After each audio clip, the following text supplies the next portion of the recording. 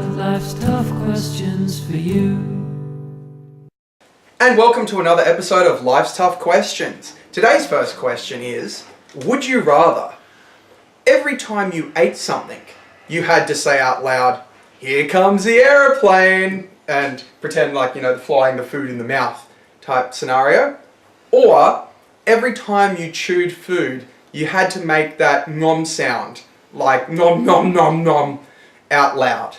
So not quietly, we're talking like nom nom nom nom nom nom. Now, for me, when I'm looking at this question, I guess when I'm eating, if it's at work, I'm where no one else is going to see me. I like to go on a break by myself, be away from everything. So I'm not usually eating around people. So that really doesn't matter either way for me.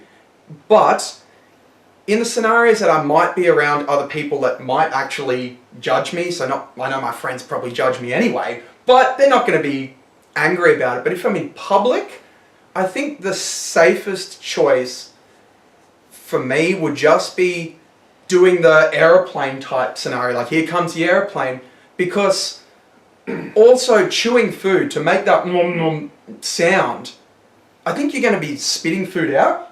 It might be incredibly difficult to eat like liquidy type food, unless I guess you head back or something. I feel like an idiot even doing it. So I think I would have to go with the "here comes the aeroplane." It would bother people around you, but they might just think you have a problem or something and move on from it.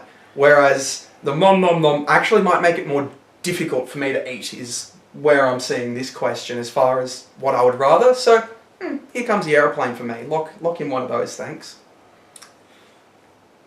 This one stumped me for a little bit. The "here comes the aeroplane," it's very like childlike and childish. My own way of thinking about it, I just picture it being just, you kind of look like you're a child or very immature or something like that. I think I would take the second one. I would make the meow noises, and I would make like a lot of loud chewing noises and stuff. I feel like if I just owned it and really went about it, it would, I don't know why, but I picture like a barbarian like tearing into like a goat leg, just being like, "Oh, there's a man that loves his food." Yeah, and you could actually kind of make it badass.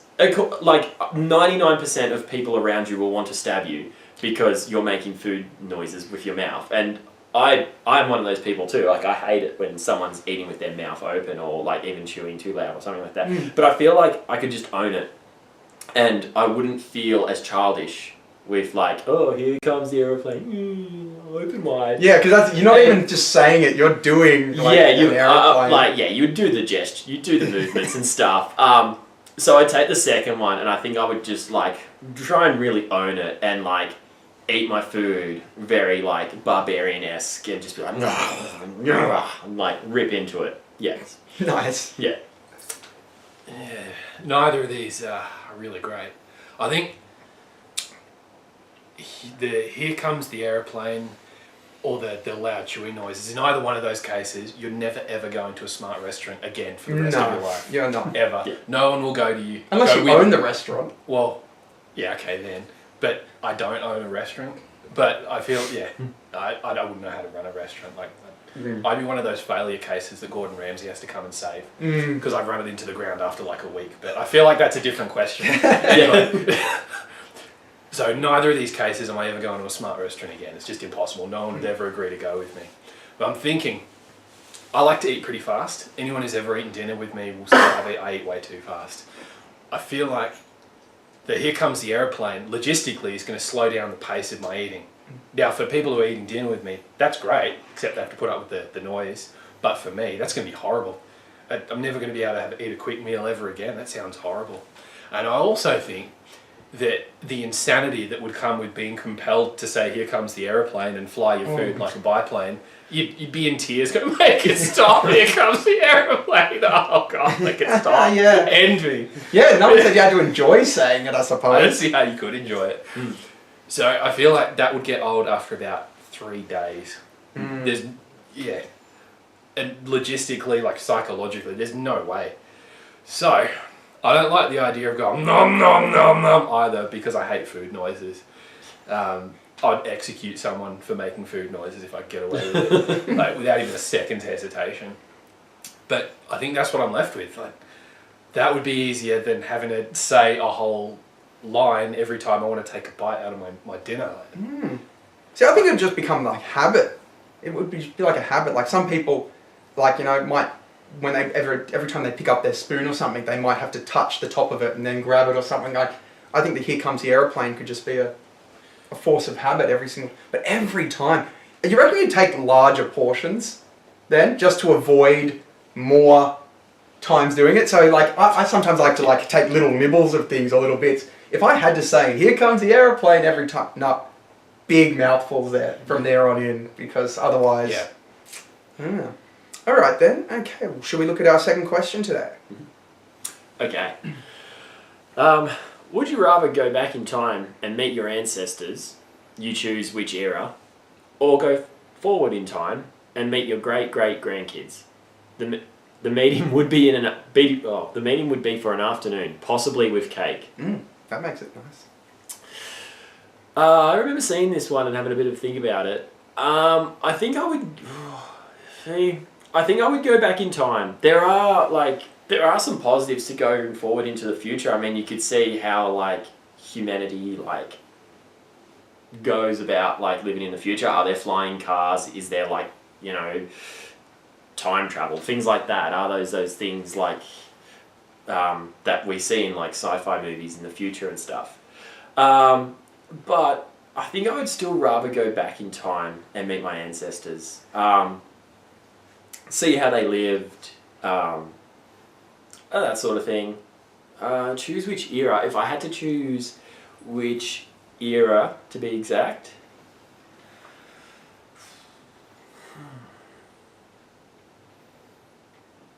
I would probably say around the 40s, probably Second World War, because of my family's background. There was people here that lived, like my mum's side of the family were English and Australian, and my dad's side of the family was German. So personally, I'd probably pick that era. It would be great to see both sides and to chat to them and, you know, see what their thoughts were on everything back then, and, you know, why are they doing what they're doing and that. Cool. Yeah, I think that I would definitely go back in time. Yeah, I'm like I'm very, I guess the word, like skeptical about the whole time travel, how it might affect anything. And I guess the two things I weigh up when I think about time traveling either direction. One, go back in time and I stuff up everything that exists right now. I think, yeah, it'd be great to see what my ancestors did or something like that, but I worry, oh no, is it my present then going to be completely different? Whereas with what I see in the future, just say you saw like, oh, like you've won the lotto and you did, does that mean that I'm going to then go and buy a lotto ticket every day because I never know when I won the lotto and how, and then by doing that I don't win the lotto? So I think with that in mind, I would have to see my great-great-grandkids and then go, well, I've probably stuffed up your future now, but it doesn't ruin my present. Yeah. And it sounds horrible, but at least everything I know to exist will still exist. And things that I can see, I probably may not have affected, like, oh, we've now got flying cars. I don't think something I do in the present, like, we have flying cars in the future, everyone, is going to really change the existence of flying cars. But whereas seeing my own grandchildren would then make me go, well, that obviously means I have to have kids. So I better start trying. I better start doing it. I better direct my kids to then have kids. Like, it's almost like you're trying to force something, and that could change. Like, you know, that chain of events is going to change the future. Yeah. Whereas things that, like I said, flying cars, I'm not going to make a chain of events that changes that. So I would rather see. Sorry, but I'm not there to see relatives at all. I'm there to see what they exist in. Yeah. And see where it's developed to, essentially. Yeah. So. And, you know, future cake. Fantastic. I want to see what future cake is. Aside to that something that you touched on that was really interesting then. If you did go in the future to see your great-great-grandkids, but if you didn't have kids, you would arrive in the future and there would be no one there. So then it would really, like, skew your your reality when you come back. Yeah. What happens? Why don't I have children? Do I change my mind? Does something happen to me? Get tested. Yeah. Yes.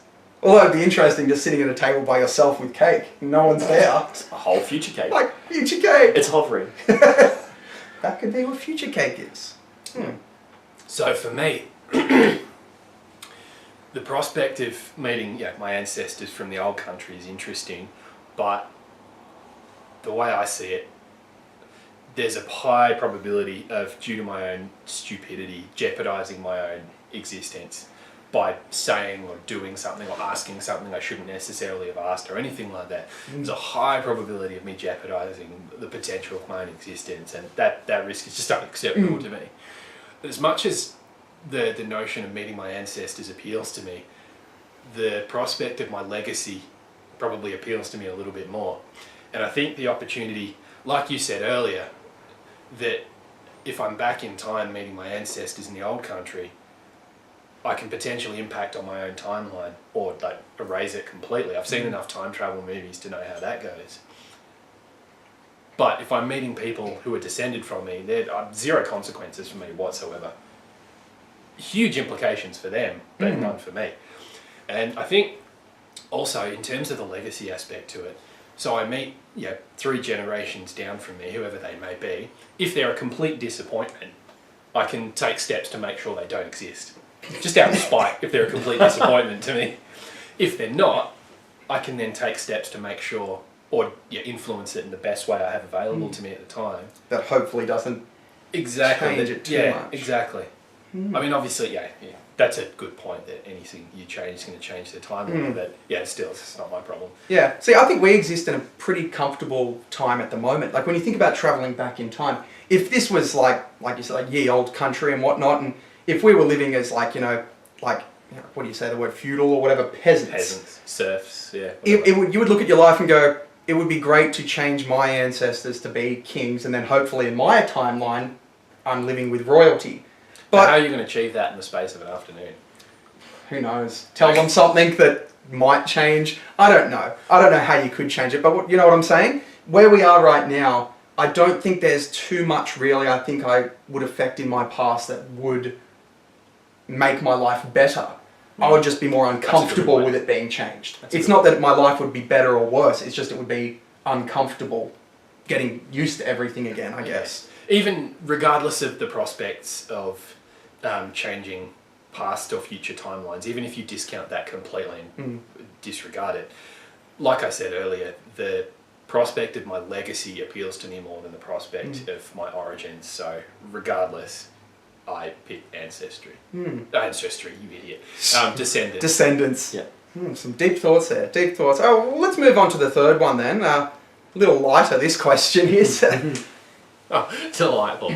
All right. Would you rather have a magic watch on your arm that every hour on the hour makes the sound of an air horn, which I believe sounds something a little bit like this? Isn't that just delightful? Oh my. Or would you rather have a magic watch on your arm that gave you an electric shock every hour on the hour? Now, keep in mind, these watches still activate morning, night, sleeping, doesn't matter what you're doing. Every hour on the hour you're getting an air horn or you're getting an electric shock. Oh, also they never get damaged and they never run out of power. They are perpetual. Fantastic. Oh, I tell you what, the prospect of having an air horn every hour, it'd be like living in one of those MLG videos. Like, what about that doesn't appeal to me? Now, it's like a sweet rave party. Yeah, exactly. It goes off. I don't want an electric shock. I don't enjoy them. I don't like them. It doesn't specify what kind of like I don't know. I need an electrician. Give me some technical advice. But voltage. That's the word I was looking for. What kind of voltage you're going to get? But let's say it's high and unpleasant. Well, I think it says it's like an average static. See, if I knew how to read, I would have noticed like the line completely underneath the static. Like you drag your feet across the carpet and then touch something. Which is still quite unpleasant. They're quite unpleasant when people get you. It's enough to make you jump. Yeah, the idea of having that happen while you're asleep, yeah. But then, I mean, getting an air horn while you're asleep as well. I know some people could sleep through an air horn. I cannot sleep through an air horn. But neither can anyone else around me sleep through an air horn, so give me an air horn. Yeah? You think it's less the benefit to you, more the suffering of others around you? Very much so. I think for me, I'm going to go with the electric shock. I think that much like certain like experiences and stuff, they say that you can't really remember pain. They say pain is one of those things that, like, you know it hurt, but you don't know how to replicate that feeling without receiving it again. So there is no way, I guess, exactly to get used to it, but I think possibly, I'm wondering if the electric shock comes directly from the watch, and if I'll just get desensitized, like I'll get nerve damage or something in my arm, so over time I won't feel it as much, maybe. Because I wonder if I wonder if I could pass it on to other people. If I'm touching people and they get an electric shock, when, like, then you know, oh, it's just about to go. I don't know, that sounds like a bit of a stretch. But I think the air horn is something that the sound, like my voice generally, I think bothers people in general. My voice is quite loud to start with. So adding an air horn on top of that every hour is just going to make me even more annoying than I am already. So I think I'm going to have to take the electric watch, just for one, in the hope that, as I said, I get a bit like desensitized to it, like my arm gets a bit, you know, used to it. And two, for the sake of, I don't want to be more loud and obnoxious than I already sound, I suppose. I think with this one, I think I'm going to take the air horn. The electric shock, I think you can't get away from that. Like, it's going to be there, and you're going to feel it. Like, you can't, like, you'll always feel it, I believe. Reading over it, and while you two were discussing it, I was thinking about the fact that you would be sleeping with the watch on, and I sleep with my arms under the covers, so I'm assuming at night the air horn's still going to go off, but it's not going to be as loud. Like muffled. It'll be there, but it won't be like as blaringly loud as if it will during the day when I've just got my arms crossed or like my arms by my side. I will hear it. At night, under the blankets, it'll be there. It'll be a bit muffled, but it'll still be there. There's less background noise though when you're sleeping. I suppose it might be. I think people that sleep under flight paths and stuff like that. Like when you visit someone who lives under a flight path, you're like, their whole house like shakes, and you're like, how do you deal with that? And they're like, deal with what? They get they do get used to it. Yeah. Sign me up for the air horn. I didn't even think about it too, but something that you mentioned, I thought you were going to say exactly that, but you went a different path. You cannot escape the electric shock, but you could wear like industrial earphones. Yeah. Like if that's like a pneumatic jack or whatever, like if you can drown out that sound, an air horn can't be that much more decibels, like probably less than a like pneumatic drill, wouldn't it be? Yeah. So you'd think that wearing, like, at least to bed, but then how do you wake up if you have an alarm? Yeah, You'd have to work out some kind of system with like a headphones with alarms underneath your headphones. Yeah. Underneath another You're going to pair. wear noise-cancelling headphones to bed. Yeah, something like that. What a comfortable night's rest you'll get with that. You'd have to sleep like a what do you call coffin. it? Like a coffin, like Dracula. Yeah. You'd have to just be like, and not move. Every time you move, it's like, probably electric shock wakes you too, though. No, I'm still sticking with my electric shock, although you did make me think about that noise cancelling type things. Alright, well what do you guys think? Do you think it's better to get electrocuted or have loud blaring air horns blasted at you like a rave party? Leave your comments below or head on over to the Facebook page and you can leave your comments there if you can find the question. Don't forget to ask your own question, answer the others, and hit the subscribe button wherever we've got it floating about or on the side there. Make sure you hit like too, and we'll see you next time for more Life Stuff questions. See ya. Would you rather stay inside for all your life, or fly around the air 100 miles as a knife? I wonder what it is that you would do. That's why I've got life's tough questions for you.